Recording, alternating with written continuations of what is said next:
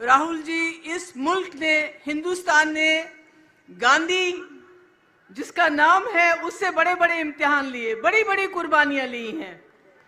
चाहे वो महात्मा गांधी जी हो, जिन्होंने आज़ादी की लड़ाई लड़ने के बाद इस मुल्क की आत्मा को बचाने के लिए अपनी जान दी, चाहे आपकी दादी इंदिरा जी हो, जिसने इस मुल्क के लिए आखिरी कतरा खून का दिया, चाहे आपके पिताजी राजीव गांधी जी हो, जिन्होंने इस मुल्क को अपने खून से सींचा।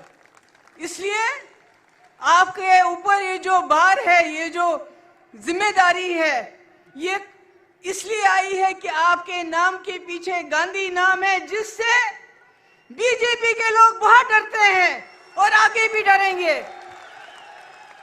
आज मैं देख रही हूं यहां हम अलग अलग सोच, अलग अलग विचार के लोग जमा हो गए हैं। यही हिंदुस्तान है, यही भारत है, जहां अलग अलग सोच होती है।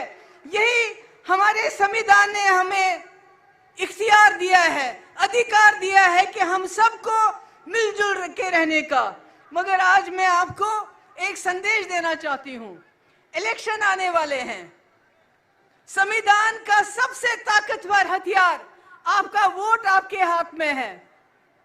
आपने एक वक्त था सबसे प्रिय प्रधानमंत्री जो मेरी नजर में थी, इंदिरा जी को, जिसने 10 साल की उम्र में आजादी की लड़ाई लड़ी, जिसने बांग्लादेश को आजाद किया, जिसने अपना आखिरी कतरा खून का इस भारत के लिए दिया, उसको भी अपने वोट से आपने बाहर कर दिया। आपने 2014 में मोदी जी को चुना, जिन्होंने कहा सबका साथ, सबका विकास, सबका विश्वास, जिन्होंने कहा मैं हर साल 2 करोड़ नौकरियां दूंगा, जिन्होंने कहा 15 लाख रुपए जमा करूंगा तुम्हारे खाते में, जिन्होंने कहा कांग्रेस 450 रुपए में गैस सिलेंडर देती है, मैं 400 में दूंगा, जिन्होंने कहा औरतों के साथ ज्यादती हो रही है, मैं उनकी रक्षा करूंगा, और आपने वोट दे दिए।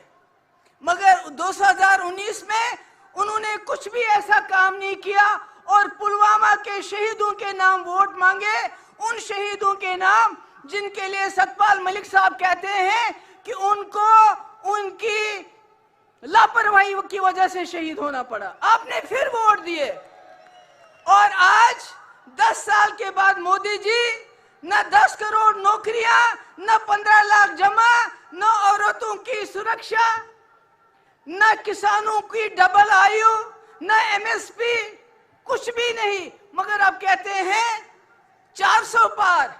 ये 400 पार क्यों करना चाहते हैं?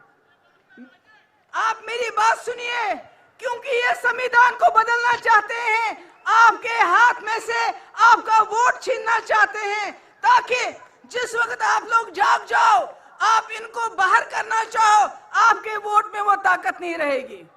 हम ऐसे हो जाएंगे जैसे चीन में वो किसी को भी वोट डालते हैं, चुना एक आदमी जाता है, एक जमात चुनी जाती है। जैसे प्यूटन रशिया में चुना जाता है। मोदी जी इस मुल्क को ऐसा ही बनाना चाहते हैं कि आपके वोट को, अगर आपने इस इलेक्शन में सोच समझ के वोट नहीं डाला, तो आपके वोट की कोई ताकत नहीं रही। मैं जम्मू कश्मीर से आती हूँ, वहां संविधान खत्म है।